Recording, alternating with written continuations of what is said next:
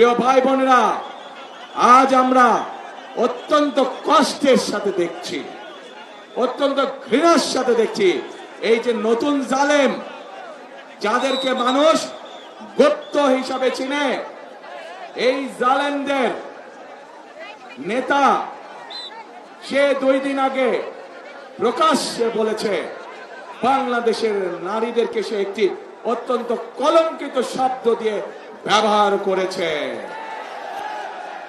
প্রিয় ভাই বোনেরা,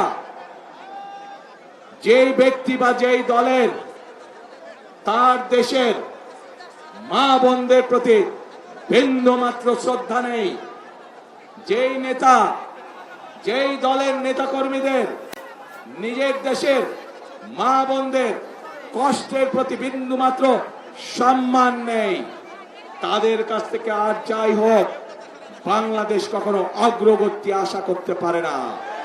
তাদের কাছ থেকে আর যাই হোক বাংলাদেশের মানুষ আত্মসম্মানমূলক কোন মর্যাদাপূর্ণ কোন আচরণ আশা করতে পারে না। প্রিয় ভাই বোনেরা, এই জালেমদের একটি কথাই শুধু বললাম, আমি আপনাদেরকে আরো একটি কথা বলছি। তার আগে বিবি খাদিজার সম্পর্কে আপনারা জানেন না? আমাদের প্রিয় নবী করিম সাল্লাল্লাহু আলাইহি ওয়াসাল্লামের স্ত্রী এই বিবি খাদিজা, উনিও একজন কর্মজীবী মহিলা ছিলেন। ওনার নিজের ব্যবসা বাণিজ্য ছিল, যেখানে নবী করিম সাল্লাল্লাহু আলাইহি ওয়াসাল্লাম নিজেও কাজ করতেন। প্রিয় ভাই বোনেরা, এরা বলে ইসলামের রাজনীতি করে, অথচ নবীর স্ত্রী নিজে যেখানে একজন কর্মজীবী মহিলা ছিলেন, সেখানে কেমন করে একটি রাজনৈতিক দলের নেতা এবং কেমন করে সেই রাজনৈতিক দলটি তাবৎ বাংলাদেশের নারী সমাজকে এমন একটি কলঙ্কিত শব্দ জর্জরিত করল। প্রিয় ভাই বোনেরা, বদরের যুদ্ধ নিশ্চয়ই আপনারা জানেন কম বেশি সবাই। সেই বদরের যুদ্ধে হযরত আয়েশা তার নেতৃত্বে পরিচালিত হয়েছিল, তার নেতৃত্বে যুদ্ধের সকল সরঞ্জামাদি সরবরাহ করা হয়েছিল, তার নেতৃত্বে যুদ্ধে যারা আহত হয়েছিল সেই মানুষগুলোকে নার্সিং দেওয়া হয়েছিল, ট্রিটমেন্ট দেওয়া হয়েছিল। কাজে আমরা ইসলাম ধর্ম বলে, আমরা আমাদের দেশের সামাজিক অবস্থান বলে, সকল জায়গায় নারীদের একটি শক্তিশালী অবস্থান আছে এবং আমরা কোনোভাবেই অস্বীকার করতে পারবো না। এই নারীদেরকে পেছনে রেখে, এই নারীদেরকে ঘরে বন্দি করে রেখে কোনোভাবেই আমরা বাংলাদেশকে সামনে যেতে পারবো, এটি আমরা কখনোই মনে করি না। এবং সেই জন্যই দেশনেত্রী খালেদা জিয়া যখন দেশ পরিচালনার দায়িত্বে ছিলেন, উনি বাংলাদেশের নারীদের শিক্ষা ব্যবস্থাকে সম্পূর্ণ বিনামূল্যে করে দিয়েছিলেন, ইন্টারমিডিয়েট পর্যন্ত।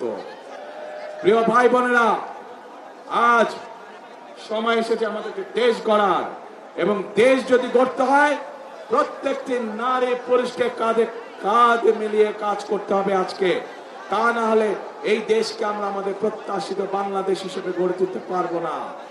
প্রিয় ভাই বোনেরা, সেজন্যই আমরা এই নারীদেরকে, বিশেষ করে গ্রামের খেটে খাওয়া নারী যারা, শহরের খেটে খাওয়া নারী যারা, কর্মজীবী নারী যারা সহ সকল গৃহিণীর কাছে, সকল পরিবারের মাদের কাছে আমরা ফ্যামিলি কার্ড পৌঁছে দিতে চাই, যার মাধ্যমে আমরা এই নারীদেরকে ধীরে ধীরে অর্থনৈতিকভাবে স্বাবলম্বী করে গড়ে তুলতে পারি, যেন তারা পুরুষের পাশাপাশি পরিবারে, সমাজে, দেশে অর্থনৈতিকভাবে শক্তিশালী ভূমিকা রাখতে পারে।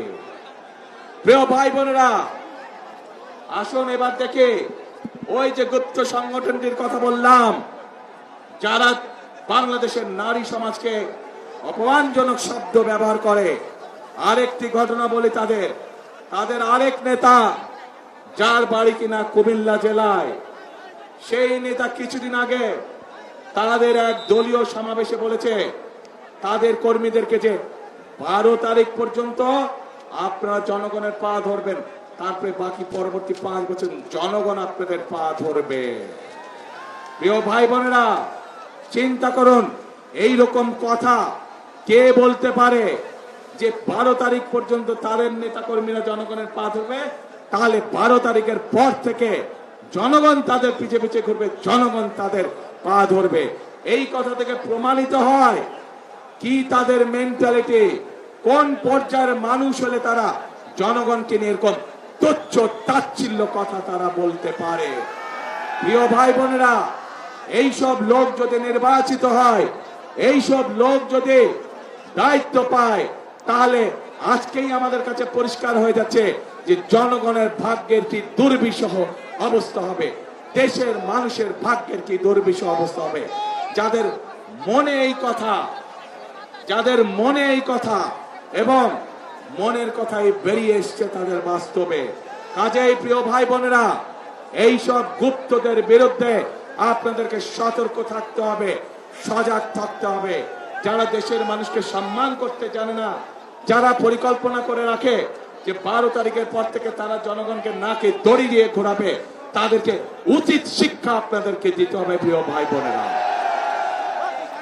এইসব গুপ্তরা সেই 86 সাল 71 সাল ইতিহাস যদি দেখি আমরা, সব সময় যারা দেশ থেকে পালিয়ে গেছে তাদের সাথে সব সময় এই পাশ নালে ওপাশ, মুদ্রার এপেট নালে ওপিট হিসেবেই তারা ছিল। কাজে তাদের কাছ থেকে দেশের মানুষ ভালো কোনো কিছু আশা করতে পারে না।